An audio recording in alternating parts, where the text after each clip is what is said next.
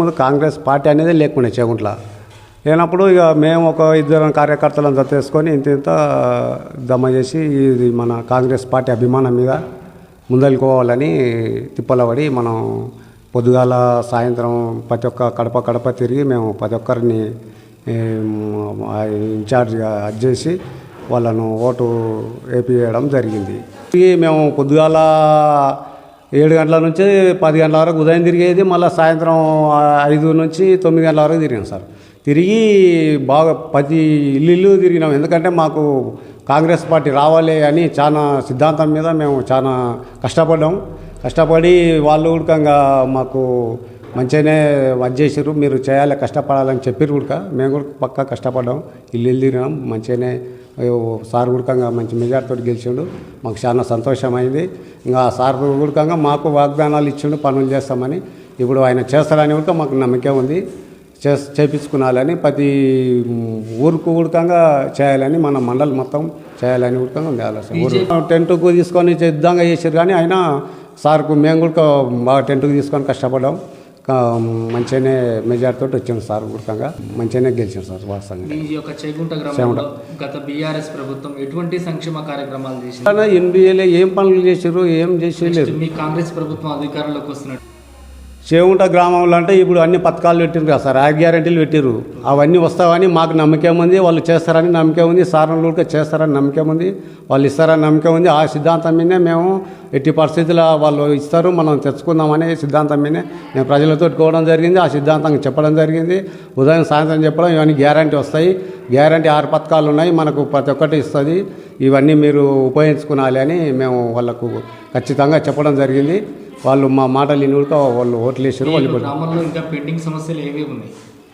Pending సమస్యలు ఉన్నాయి sir, కొన్ని ఉన్నాయి. చెప్పి ఇసుకోవాలనే మా సిద్ధాంతం ఉంది. అది ఇంకా కొద్దిగా వాటర్ ప్రాబ్లం ఉంది, కొద్దిగా నీళ్లు, అది కరెంటు, ఇవన్నీ కొన్ని ప్రాబ్లాలు ఉన్నాయి. అవన్నీ చేయించుకుంటాం సార్. కొన్ని మురికి కాలువలు వల్ల ఉన్నాయి, చేయించుకోవాలనే. ఇంకా మొన్ననే కదా సార్ అయిపోయింది కదా, మొన్న ఎలక్షన్లకు ఖచ్చితంగా తీసుకుపోతాం.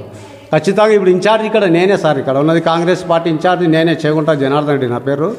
ఈ ఇన్ఛార్జ్ నేనే ఉన్నా. ఇక్కడ ఫస్ట్కి వెళ్ళి కష్టపడ్డది నేను. ఇన్ఛార్జ్ నాకే ఇచ్చారు వాళ్ళు. ఖచ్చితంగా తీసుకుపోతాం. ఏ ఇబ్బందులున్నా మేము ప్రజలను కానీ మేము కానీ తీసుకుపోయి సార్ దగ్గర కూర్చొని వాళ్ళు చేస్తారని నమ్మిక కూడా ఉంది మాకు. వాళ్ళు మాకు ఖచ్చితంగా వాళ్ళు వాగ్దానం ఇచ్చారు. మేము కూడా వాళ్ళతో పోయి కొట్లాడి చేయించుకుంటాం.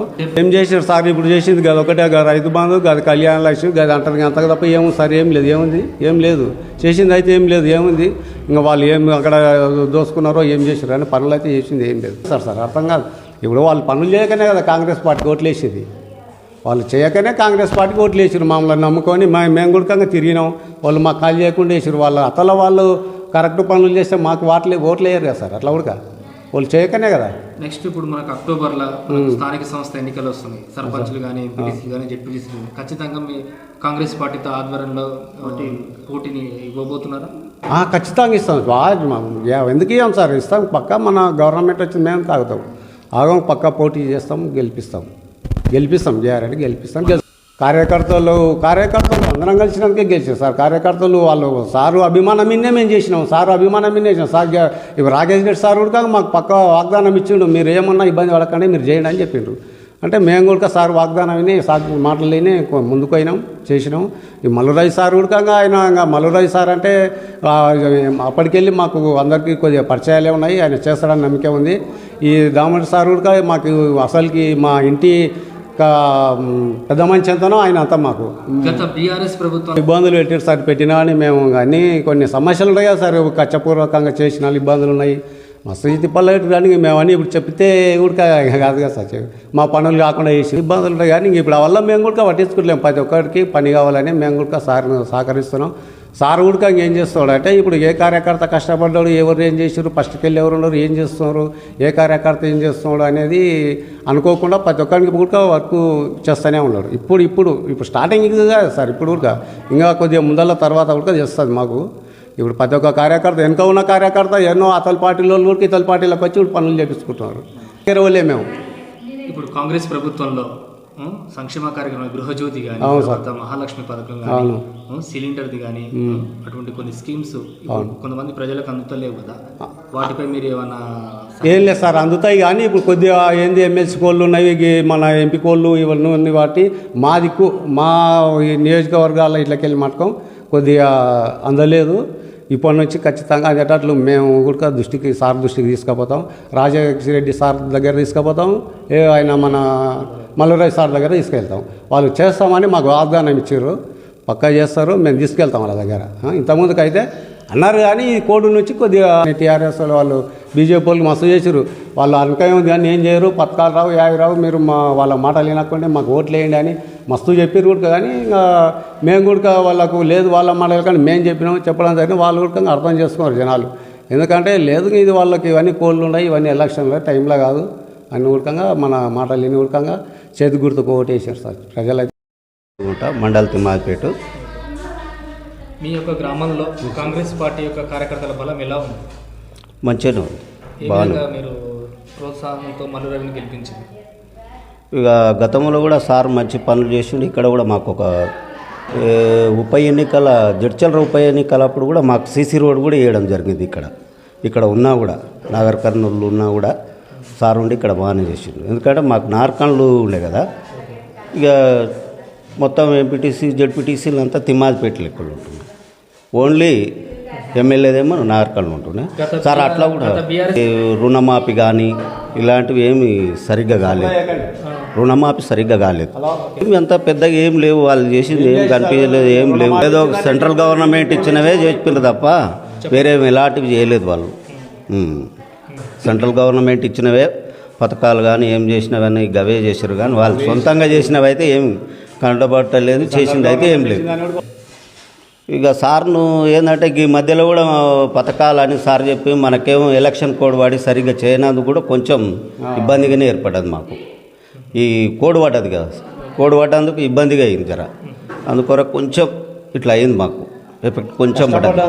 కష్టపడ్డాం కానీ కొంచెం అదే అయింది. బీజేపీ కార్యకర్తలు కూడా అంత లేకుండా ఈడ ఉండి చెప్పేటోళ్ళు ఉడకలేరు. ఈ మొత్తం కేసీఆర్ మేము ఇచ్చినాం, ఈ టీఆర్ఎస్ కొద్దిగా లీడర్లు ఉంటారు కదా లోకల్లా, వాళ్ళు మేమే ఇచ్చినాం వాళ్ళు అది ఇదని చెప్పడం జనాలకు అంత ఈజీగా ఉండరు. జనాలు అంతా తెలిసిపోయింటారు జనాలకు.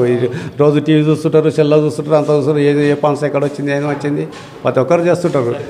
ఖచ్చితంగా గ్రామంలో కాంగ్రెస్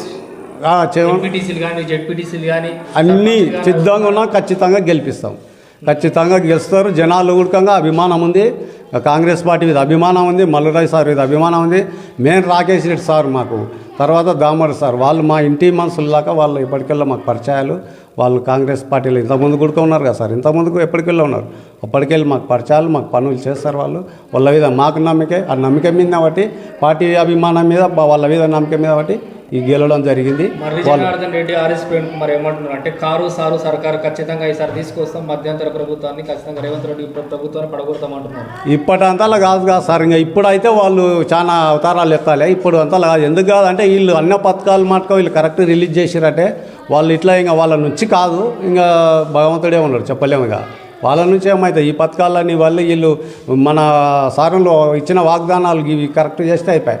ఏది అవసరం లేదు, వాళ్ళు ఎన్ని చేసినా ఇబ్బంది కూడా ఏ ఒక్కరు గెలవాలి వాళ్ళు అట్లా మాట్లాడడం కూడా సభ కాని పని వాళ్ళ నుంచి కాదు. వాళ్ళు ఎందుకంటే వాళ్ళకి పోయే కాలం మాకు నోట్బుక్ రాసుకొచ్చేంత అవసరం లేదు సార్. ప్రతిసారి ఇది జరిగిందంటే ఆయన మా కండువాళ్ళు ఉంటాడు, ఆయన మేము చెప్పందాడు అలర్ట్ అవుతాడు. మాకు ఆ సిద్ధాంతం మాకు చేస్తాడని మాకు ధైర్యం ఉంది, నమ్మకం ఉంది. ఆయన చేస్తాడు.